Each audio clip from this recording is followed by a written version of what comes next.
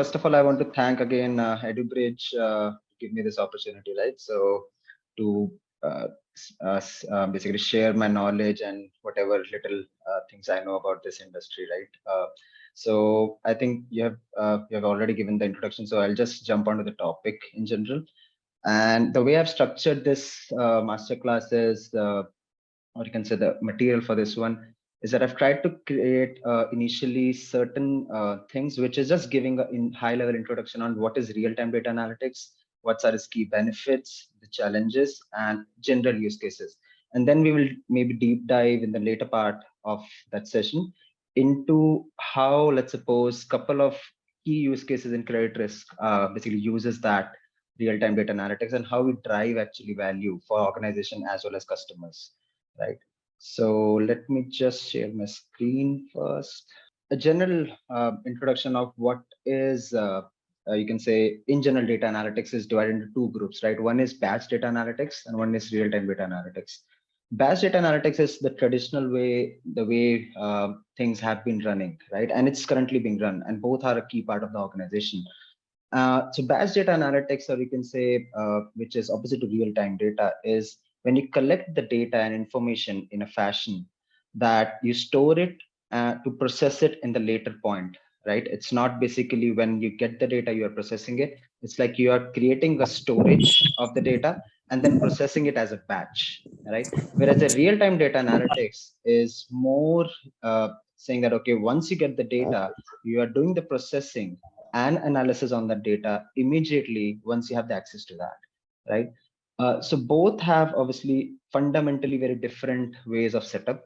And that is why the key factors in batch data analytics is quite different from what we have in real time, right? So batch data analytics requires higher, you can say, storage and processing, you can say, capacity in terms of the data to be stored, because it's not just basically a single minute data or a single day data. It's like you're getting the data for, maybe you're appending the data for monthly level, quarterly level, yearly level, and processing it at a given pre-scheduled time.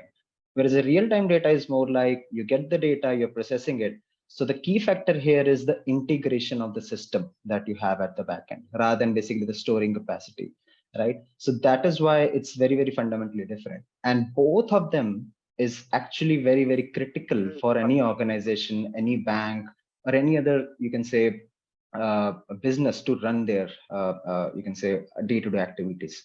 So the key use cases for batch data analytics, I want to basically go over this as well, because that is where you will understand what is the difference in terms of the use cases. So utility bill statement. So your electricity bill statement, your phone bill, maybe your TV bill. So all this is, you can say, an example of batch data processing. So why is that? So today you use your phone at a monthly level. So the company is collecting your monthly level data. How much calls do you make? How much SMSs? What data did you use? And according to that, they give you a bill at the end of the month, right? Similar is the case with other statements as well. So that is why this is a batch processing. So it's not basically saying that, okay, you do a call in a postpaid, you're getting the bill after the call, right? It's like you're getting the bill after a month. So that is basically the major difference in terms of why it's categorized as a use case here.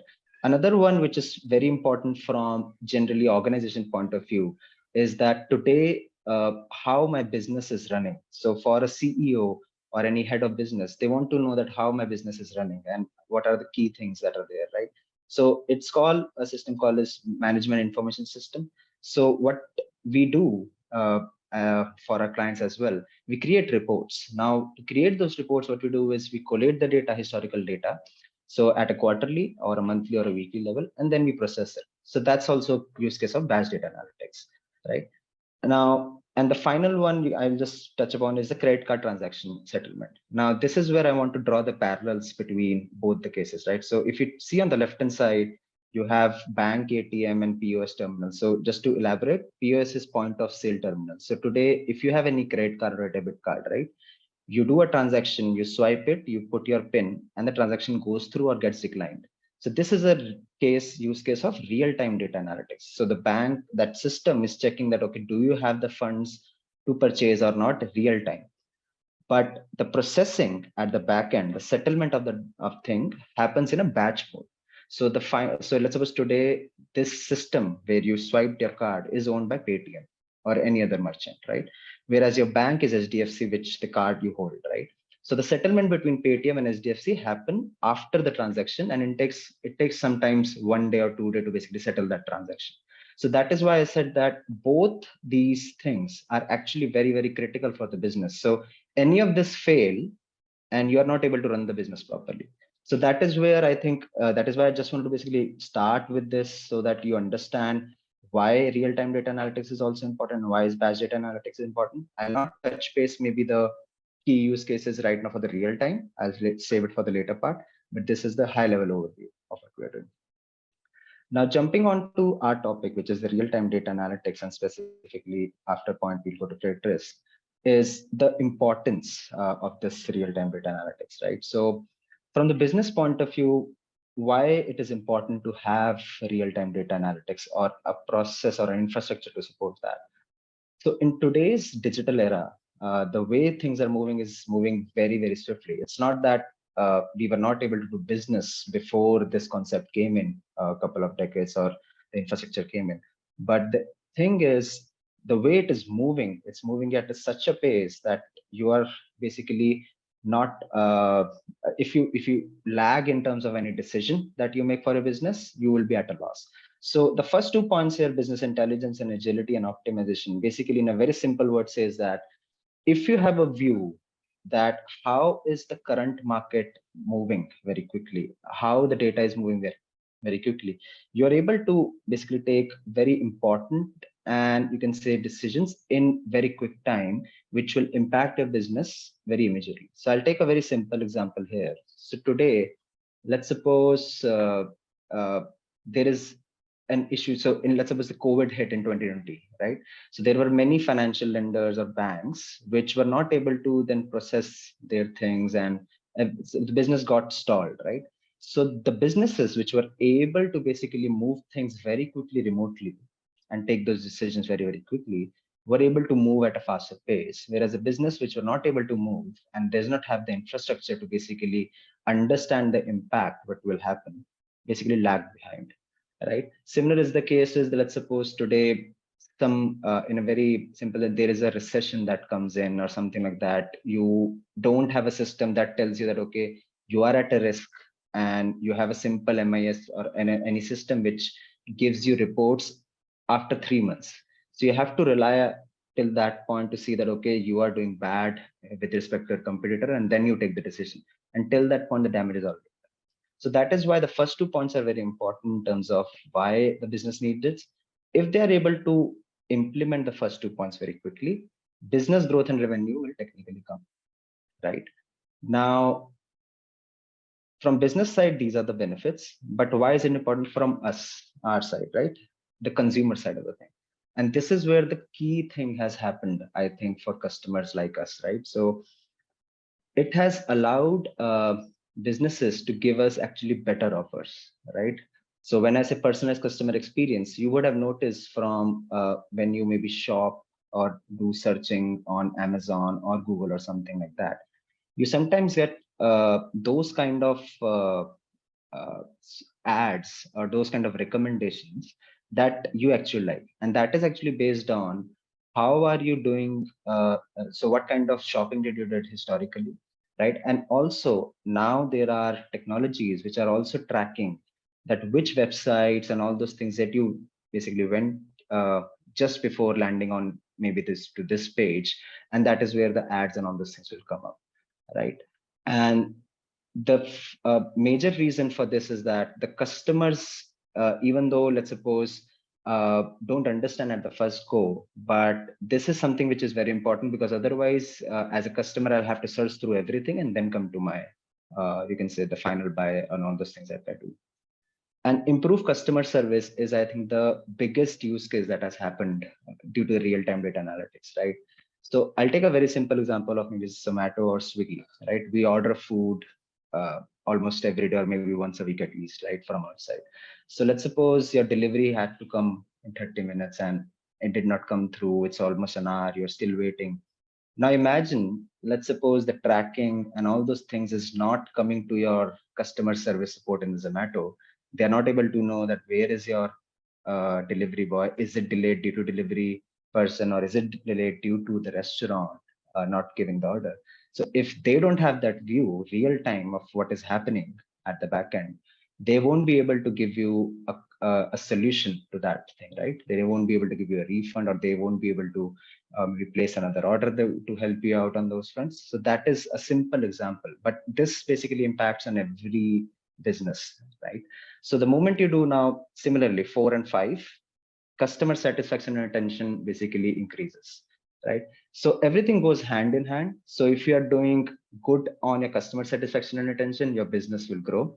So all in all, technically, you will have an overall uh, the plus side from the business as well as from the customer side as well. Right? So I'll move on. Now, there are benefits. We have discussed there are use cases, but why is every company or every organization not doing it? Right? There has to be something which is an issue.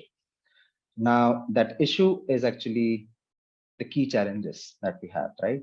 So there are obstacles that every organization and every uh, you can say business has to go through to even establish a basic real-time data analytics, right? So the first thing that is there is how to set up that infrastructure. And today in the case study, we will also see how complex those infrastructures could be in a fashion. And it has to happen in seconds, right? To be called actually a real-time data analytics. So the key part that we discussed in the key factors in the first slide is how the infrastructure is set up to allow you to do that real-time data analytics, right? So that is why the data infrastructure of the business is very, very important. And it's not just one system that will be there. There will be a chain of system that is integrated across the things to help you basically take only one decision, right? But it's very, very important how we basically do that today, right? Now, once you have the data infrastructure in place, the key part is data quality and the collection management, right? So take, for example, the batch data, right? Today, I'll have the luxury in the batch data analytics to store the data, then basically look at it, then see that, okay, what is the issue? And then basically do the quality checks or any other changes that I have to do, right? But in real time, you have to have a process set up to basically do that automatically, right? So today, let's suppose I have a system built in saying that, okay, the data has to come in a certain fashion. And for example, in credit risk, I'll also discuss later, there is a concept of bureau data, right? Credit bureau data that is there. So today, maybe you are aware of CIBIL score in India that is used to give out loans and credit cards, right, to the customer. Let's suppose today I have built in CIBIL score as an infrastructure thing to do the credit decisioning, right? But what happens is when I get the data from the bureau, it's missing, and something and the system is not able to process it. So the system will go down. So that is where you'll have to have this process that, okay, if there is any value or any kind of thing that happens that the system has not seen, either it raises a alert or a trigger, or it has to impute it, right, in certain fashion. So that is why these two are the major pillars of you can say the setup of the real-time data analytics. The third part is, you can say, more qualitative in nature. Now, when I say qualitative, it means that what we have seen as well in our area, right? So, for example, the area that I have worked in, banks and financial services, they have legacy system, or you can say very old system being built, right, which is set up in a way to process the information at a periodic fashion. So there will be a report at a monthly level, there will be a report at a quarterly level. But to have this real-time thing, you have to have, first of all, the first two things that are there, but you have to have a process that can train your internal resources to handle those situations, right? So that is where the change of internal process an upgradation of internal process is also very, very important, right? And with that thing, what you have to do is that you have to run through the trainings of the employees to handle this thing, right? Today, let's suppose I have a output in PDF or an Excel of a report, but real-time dashboards and all those things that I have created, if nobody knows in the organization how to handle it, it would be very difficult, right? And the final piece is basically the efficient feedback and reporting. And the reason this one holds the key is the thing that I discussed in the second part, right? The data collection and quality management majorly. So today, let's suppose I don't have this efficient feedback and reporting system in place. What will happen is if there is something wrong happening, and because this is all automated processes, right? So if I don't basically understand if there is any issue, I will not be able to fix that, and there would be adverse impact that will be happening, right?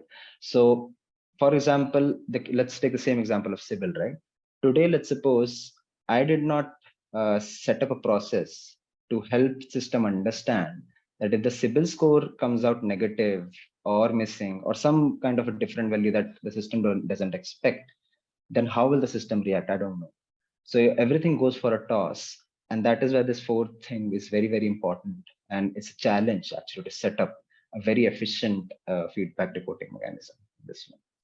So uh, I know I've gone through the major part of the introduction part. So I don't know, Yasmin, do we pause here for the questions or I'll just move on?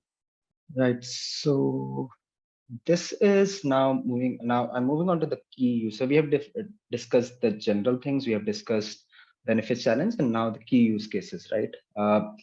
And we will deep dive into two or three of these today, right? So the key use cases of you can say the real-time data analytics is listed right now. These are not just six, right? There are multiple. So these are the ones that have a very, very large impact either on us or either on the businesses today, right? So fraud detection or credit decision, the top two are the ones which are very much related to the credit risk, and we will go through these ones as well, right, today.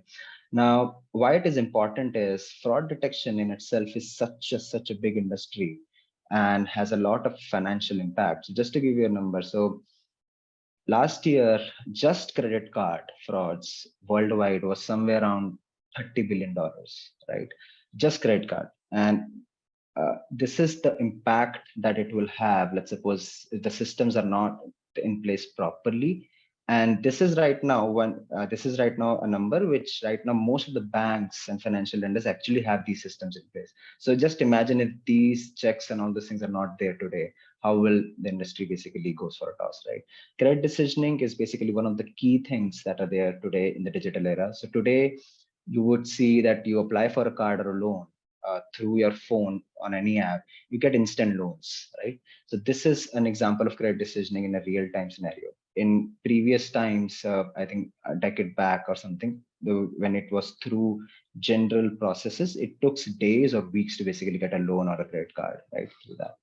Then e-commerce recommendation engine is one of the key things that has happened from the customer's perspective. So what will you buy? And what is the recommended thing that is there? So those things is something that has also come up in the market. So I have certain use case actually for this as well. I know it's not related to credit risk, but if time allows, we can go through those as well. And then the last three, one is supply chain inventory management. I think it's similar to, let's suppose today, Amazon deals with it day in and day out through real-time data analytics and triggers. So you process an order, how things goes, everything happens not from manual intervention, everything happens through a system, right? Stock market, every 5 seconds you get a tick of how the shares are moving. So that's also an example of that. And finally, marketing and advertising. So all the Google ads that you see on your websites when you're browsing, that's an example of real-time data analytics. They're able to basically see through that which kind of websites you're going. So if you're going on clothing websites very often recently, they'll try to basically give you that kind of recommendations and all those things, right?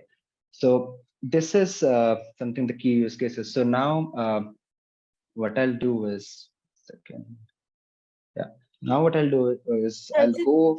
Sorry to interfere, but there are a couple of questions. Would you like to take this now? Okay, So can you just share? Yeah. yeah, so Surbhi asked for, I don't know what this question here means. Sir, is batch data analytics easily acceptable or not?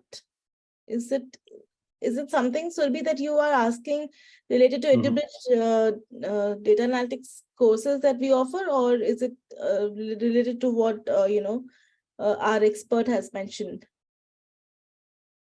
Okay, okay, we'll take this up later then. There's a second question by Himanshu which says how data analytics would affect business and industrial impact for future perspective. Right. So I think it's a generic question, right? And obviously we can see it in the case studies that we have. How, let's suppose, maybe a very simple example of credit risk underwriting, how it can impact the customer as well as the business as well if the that data analytics, the real-time data analytics things are not properly there. But to answer generally, I think if you in today's time, you are not processing the data, and if you're not a company which is handling your data properly, then you are kind of doomed for a downfall in the near future, because the way things are moving, every company is today has to have a data orientation or a data management practice or processing practice today, right? So be it, so banks and financial obviously rely on data, but today, let's suppose, if you're maybe a shopping brand, as simple as that, so to understand what is happening in the industry, uh, it's very, very important. So for example, with the onset of Amazons or e-commerce websites, right, in previous decades, the offline shopping mode has gone for a toss, right? But they have to understand that how do they can use the data. So maybe competitive pricing is a better way, but to do that, they need to have the data in place and need to know how the processing is there. So today, even Adidas, Zara, Nikes, all these also have a data analytics actually team in-house to understand what is happening in the industry. So it's not just one company or one type of industry, but overall data is important. So you have to have that process in place. Right, right. I think Himanshu also had the second question, which you've already answered, where you mentioned which sector affect the most or in demand for data analytics. So yeah, it Every was, sector is there. yes. And especially post-COVID, because things Absolutely, moved remotely, everything basically is now very, very data driven. absolutely, yes. There's another question by Mhm. Jamaluddin where he says that what are the main issue with credit risk analyst? Um, I think I'm not sure if the question is clear. But yeah. Okay. So maybe I'll just go through the case study. Maybe if it's related to the Yes, business side of the thing, it might answer your question, yes. and then you can take it up. I think now we can take the case study. Yeah. Yeah. Thank you. So let's go to the first one. And the reason I've took this one is that kind of I have the most expertise in this one from my side. So it's very easy for me to basically go through it. But I'll just give you a background of what does credit underwriting mean, right? So credit underwriting in a very, very simple term, or you can say credit risk decisioning that we call in our technical terms. It's a very simple process where a lender, which is a bank or any financial institution, right, decides that is the customer who is applying for a loan or a credit card, or the potential buyer that is there, have the capacity to pay me back or not, right? In a very simple sense, right? That is the first thing that we do. That whether the loan applicant who is applying, would it be a defaulter in future and would not, because the business has to run, right? I can't give cards to everyone or loans to everyone.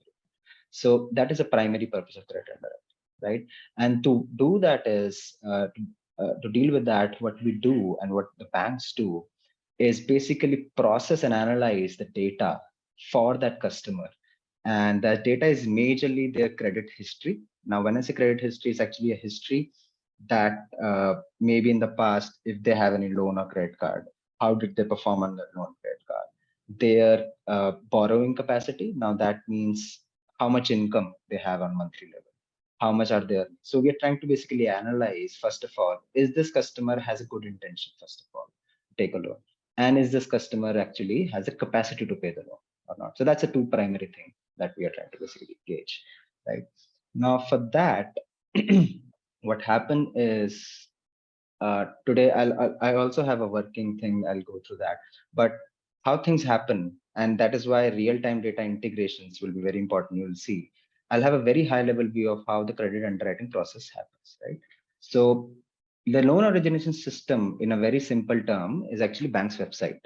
So today you go to a bank, you say that, okay, I want a loan or a credit card. So the credit applicant goes to the that website and applies for a loan and give out those details that are there. Now, it would be generally their name, address, their income. We now banks ask for Aadhaar, right? In India and in US, it's called SSN, which is Social Security Number, just a identifier number to see that, okay, this is the person. The reason to do that is, one is obviously I'm asking you your income and everything to understand what is your capacity to pay, right? But what we do, what the system does at the back end is, when you provide your Aadhaar or something, for CIBIL score, for example, or any credit data to be fetched real time, I need that identifier. So that Aadhaar number or that identity number is given to the system. That system fetch that information and create the data package that is there. So that data package is basically the input. Now you ignore the last part, right now the alternate data part, just ignore that totally. But the credit bureau data is the key data in credit underwriting today. Now this holds the data like CIBIL score. This holds the data like uh, you can say uh, your history of how you have performed on credit cards or loans that you have taken in the past, right? Your payment history and all those things. Application info is that info that you have provided as a credit applicant, that, okay, this is my income, I am employed, do I have, what is the address and all those things that are there. Now, this all goes to my overall engine of decisioning, right? Now, what are we doing in this process here? I take the data. So what I discussed, the key challenges of the things, right? Data processing. So I take this input data, I process that data, right? And to do that, I have to have those ETLs in a very simple form, those codes being written that, okay, these will be the data fields that will be coming, and I'll write those line of codes to process that, right? Once it is done, it generally goes to a second option that here is called model scoring. So in a very simple case, CIBIL score is basically a credit risk score for the overall industry that you today see everywhere, right? So today, every bank uses in India mostly CIBIL score to understand whether the customer is good or not. Okay. But some banks also create their own internal scores as well, right? So that is basically done through modeling by regression or logistic regression or maybe machine learnings and all those things. So that equation, basically what it's doing is it's using the data. Now it's creating a score, right? And telling you whether the customer has a higher probability of going default or not. And the final piece, which is the underwriting rules, in a very nutshell, it is the final thing that, okay, if my CIBIL score or score is greater than 700, I'll approve. If it's not, I'll decline. So that's basically the overall crux of this system. So in a nutshell, all these three steps are critical to do this thing, credit decisioning, right? Once it's done, it goes through all this thing. The system will give you an output saying that whether the customer has been approved or it has been declined. Okay. Now you ignore the last parts here, but generally this is the output that you get an approve or a decline. And if you're approved, you will get the interest rate and the final loan amount offer and everything. And the loop doesn't end here. Now the final loop basically goes from here to the same website. So technically this is all not shown to the customer, right? You don't see this thing happening.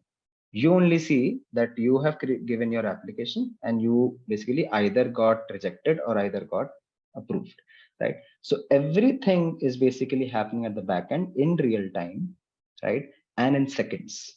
And that is why the integration of each step is very, very important, right? If you fail on any of the step, the system will basically go down and you will not be able to serve the customer, right? So that is the overall picture that I have today for my, you can say, uh, the credit decision process, right? So what I'll do is I'll give you this as a example, right? To show you how things basically happen, right? So today, let's suppose I want to apply for a loan, right? I go to a website, I say, okay, I want a personal loan.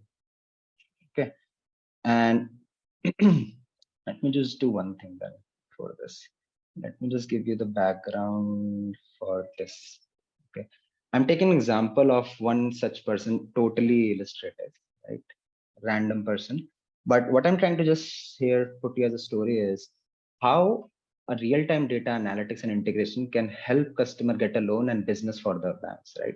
So today, let's suppose this person uh, from Dallas is basically giving want a loan, right?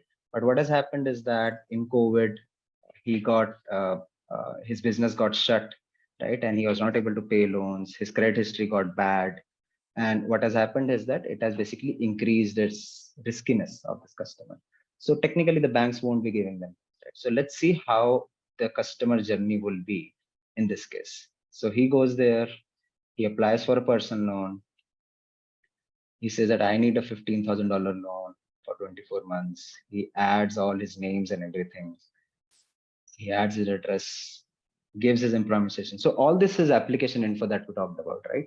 And this is the identity number. So technically, in India we use Aadhaar, in US we use social security number, for example. And the moment I pull in all these applications, I said, okay, find my loan options. Now this waiting game is where everything at the back end actually is happening that I just showed you, right? And this happens within seconds, right? You don't have to actually wait too much. It's like 4 or 5 seconds, and the moment you are able to get. So unfortunately, you got denied. So this person, Charles, got denied, saying that okay, we are not able to give you any loan. And the reason you saw, right? It was because of the issue that we had for his application, right? So let me just okay. Now let's go for another bank, right? So today this bank has already denied. Bank has denied Charles his application, right? But today let's suppose I'm not just using the information of credit history or loan. I'm able to also fetch his bank account data. Bank account means all his savings account. So suppose the amount of money that is kept in your savings account, right? So that is also I can maybe access. So in this example, it is shown that even though his business and everything got down due to COVID, but now after lockdown, 2020 in 2022, he is doing good. Now he has some money and he's able to basically pay his bills and all those things is there. So he has a good money in his bank account, but his credit history was very, very bad. So Bank A, which only looked at credit history, denied him the credit, right? So now what will Bank B do is that maybe Bank B has another set of data that they can integrate with, and that is basically their bank account data, right? And that is where it will give you maybe give them a loan or not. So same thing will happen here. I add those things. So Charles will go to the Bank B website, give his things, and again the same thing, finding your loan option. And the moment it clicks, it do the same thing. Now what has happened here is this bank in real time asked him that can he share his bank account data with us. And you ignore these screens right now, but what it's doing is majorly just giving him the bank account information. So let's suppose they asked that, oh, can you give me a bank account? So he said, okay, SDFC. He gave their access to it and basically give it. So in previous, if the real time data was not there today, what would happen is bank will contact you and will say, can you give me a printout of your bank statement, right, in paper to understand can you pay the loan? This now can happen real time, right? And now what has happened is because of this thing, they have understood that okay, now this person has some money. So even though his credit history is not there, he's able to basically still have a capacity to pay me because last 6 or 7 months I can see there is a lot of money in this bank account, right? So this is just an example to show you how real-time integration and what kind of integration can actually help a customer get loan and business a growth. So Bank A did not give him loan, so their business did not grow. Charles was not able to basically get any business. Whereas Bank B, because of their advanced real-time data analytics setup, first of all, able to give Charles a loan. And Charles also, given that nobody was giving him a loan, was able to get a loan from Bank B and now is a very loyal customer to Bank B, right? So now you basically relate to the first couple of slides that we discussed, that the business has grown, but also it has given customer a sense of satisfaction.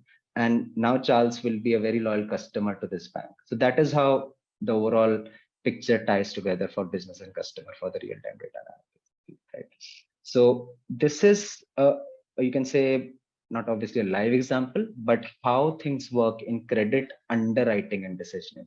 And in India, I will just give a perspective. This has not been a feature, I think, maybe pre-COVID or something. Many banks were not doing this real-time decisioning. So it would take maybe a day or so to process everything. But in US, it happens in 5 or 6 seconds. But post-COVID, I think Indian market also has been doing this. So many banks or many merchants, even like I think Paytm or even Zomatos are now giving out loans in seconds to the customers, right? And that is only possible due to real-time data analytics. Now, I think I have few minutes as well. Is Yeah, Charchit, I have one question. So what kind of risk models that you built for that to understand Mhm. that credit worthiness? Generally, it is a probability of default model using logistic regression, right? Okay. So So machine learning, right? ML. either machine learning. So the crux is it would be a probability of default model, but Yeah. algorithm could be anything. So I think last decade it was very heavy on simple logistic regression, but now Yeah. many banks are using machine learning models to do the same thing. So it basically gives you a probability in next few months or maybe what in years will this customer default or not, depending on that. So that is what we try to predict with that thing. After COVID, everything has changed. Like the Yeah, customer credit worthiness, lots of customers has been in the default side. So are right. we also not taking the external rating agencies help like to get the ratings for that particular customers? So just to give you a perspective, this credit bureau data, which we have been using almost now for years, it's actually Mhm. an external data source that is there. So what happens is that one is obviously I am taking the information that the customer is applying to me, their income, their employment status, and all those things. But this credit bureau data is actually an external agency data. So let's suppose today you're applying to a bank A. So how can I get information from bank B, C, and D if this customer has a loan or not? So these Yes. agencies called, so in India, I think Sibyl is one, TransUnion, Experian, Equifax. These are like global agencies that collate all the data for every customer, right? And they provide this information, right? But even this has a loophole, not loophole, I would say negative side. Like you said, in COVID, many people defaulted on their loans. So if I still look at this data, which is external, this customer that I showed you, right, got denied Yeah. in the first case. But Mhm. what has happened is that even within external data, there have been other alternative data sources, which I'm listing down. So your bank statement financial data. Now there are companies which are also giving information of utility data. So how you are doing on your electricity bill, your phone bills, your satellite cable bills, right? So okay, I have defaulted in past 2 years on credit data, but I am good in paying my other bills, right? So maybe I can judge that customer on that. So this is not very advanced right now in most of the sectors, but Mhm. these are the things that where the industry is moving now, right? Okay. So just relying on credit data might not be the best. Yeah, Experian has one product, no? That is the similar one, like to get the credit worthiness. Yes. Experian has it, Equifax has it, TransUnion. Every credit, it's a bread and butter for these three or four organizations. Basically, Okay. provide that information. So let me just go to the second case study of the credit risk industry that we generally deal with, right? So fraud industry, right? Now, fraud industry, I think there are two major frauds that I actually generally have worked on a little bit. One is application fraud. Application fraud happens at this stage, which we just discussed. So I did not put it here so that we don't get confused, right?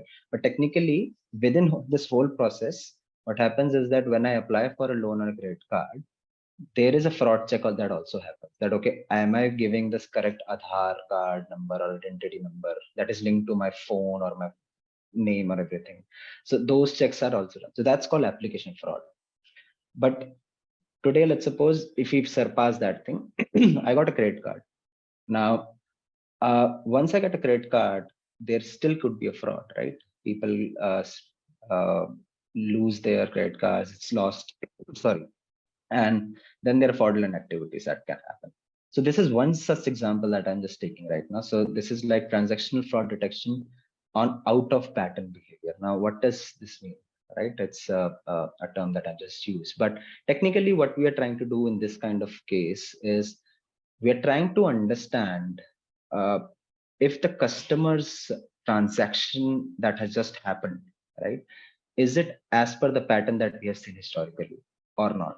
If it is not, then it will give it out a trigger, right? So in a very simple example, let's suppose today I'm right now residing in Delhi NCR, right? I am doing my swipes and all those things, but maybe an hour later or something, some transaction happens in location of maybe Bombay or Chennai, or maybe tomorrow it happens, right?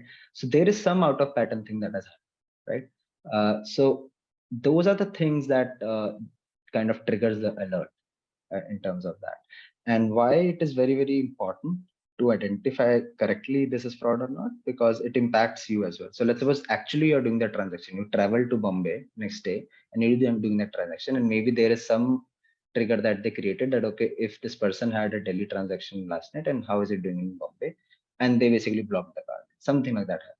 Technically you are doing it and it was not a fraud.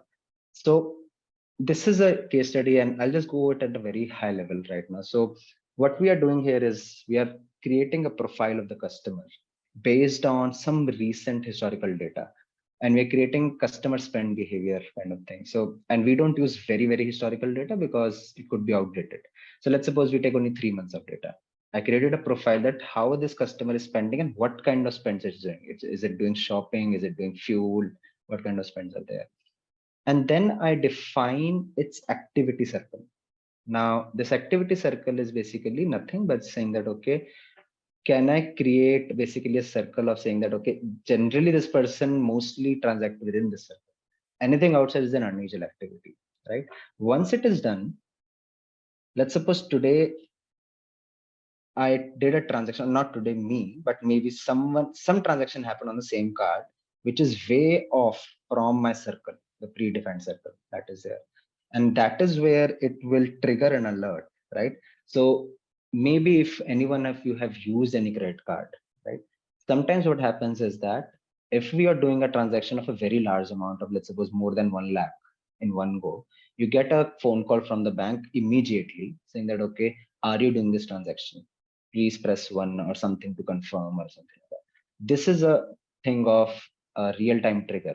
So you cannot deny them directly, but you're finding a way to basically understand that whether this customer is actually doing this transaction or not. And that is because they might have set a rule at the back end saying that generally this customer doesn't do more than 5,000 or 10,000 spend, but suddenly this customer is doing a 1 lakh rupee spend. This means there is something out of pattern, right? And that is where the trigger will basically alert that customer that okay, no, everything, this is something wrong, right? For example, today I am sitting in India, right? And now you can transact worldwide, right? Now I do some transaction using US website.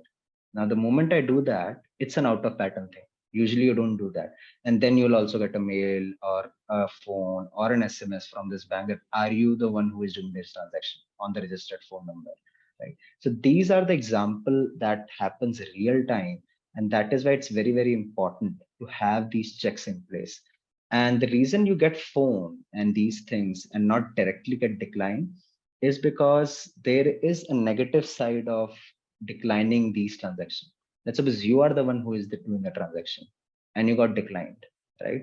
So you as a customer will say that, okay, what is the use of keeping this kind of card or this kind of bank who is not able allowing me to basically do any transaction, right? So that customer satisfaction part is very, very important. Even though you have the most advanced real time, uh, you can say integration and the infrastructure, but the end user has to be the customer. So that is why in this case, generally you would see that there are triggers that are there, not actually the hard decline. In some cases, yes, what happens is that, let's suppose the fraudsters are very, very clever, right? They found out that, okay, if you do a very large transaction and if you do something like this, there will be a trigger. So what they will do is they will do very, very small transaction, like 5,000 rupees, but very frequently, right? Within minutes sometimes. So then there are triggers that you have to see that, okay, $5,000, if first transaction pass through, second pass through. But if it's happening very, very fast, then this means this is also something out of pattern. So that is where you get maybe a block and you get a mail from a bank that we think that there is something suspicious happening on your thing. So that is why we have blocked your temporarily blocked your card. Please call us to basically unblock your card, right? So these are the things that you see in a real in your day-to-day life if you're using such instruments of credit, right? So that is where this is how the backend things actually look like, right? So that is how we are the ones who are helping banks to do and establish these things in a way that it helps them to first of all reduce their losses, but also not give up on the customer satisfaction piece as well, right? So I know we are almost on the top of the time. So I think this is majorly the last thing that I wanted to share. So these are the two major case studies, and this is something that I have worked very, very closely. So that is why I'm able to basically give you that insight a little bit, and I hope it helps in some shape or form to your knowledge. So I'll just stop sharing the screen now and open the platform for any questions. Yes, firstly, thank you so much for imparting the knowledge and your time. AI is acceptable by most companies that can be used to do data analysis as well. Then, if they may detect fraud effectively or not. That's the question from Surbi. Right. So, so AIML generally is a very broad thing. So I think most of the industries are finding ways to accept that, right? I think banking and credit risk might be the most maybe lagged industry, but for fraud, I think we have been using machine learning and AI these things for a very long time. So because we have to basically have these fraudsters basically move very quickly. So using traditional techniques, it might not be possible. Fraud is one industry within banking which has moved, I think, the most swiftly using AML, and it is totally acceptable to basically do that thing. Okay, so actually we are at the short of time. So without wasting any more time, can we have the poll session, sir, with your permission? This will be like a quiz, and we will ask them to solve. So I'll just display the poll. Okay. So all the attendees, you can see a poll quiz questions. There are 5 questions. You can solve it, and we'll try to get the answers. And after like 2 minutes, I'll just end the poll, and we will discuss the answers with Charchit sir. So please do try it out. I expect many more answers from you. Even if it is wrong, it is okay. We will discuss the answers and get the right answer to you.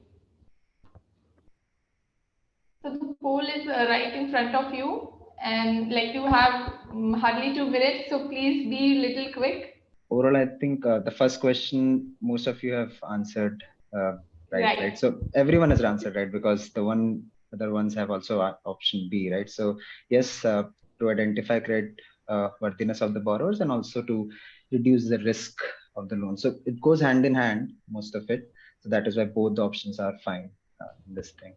So again, second question is almost like linked, which is what is the primary benefit of using the real-time data and credit analytics?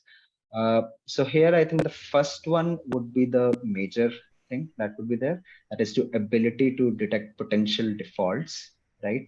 So that is from the risk side is the primary, you can say, thing that we do.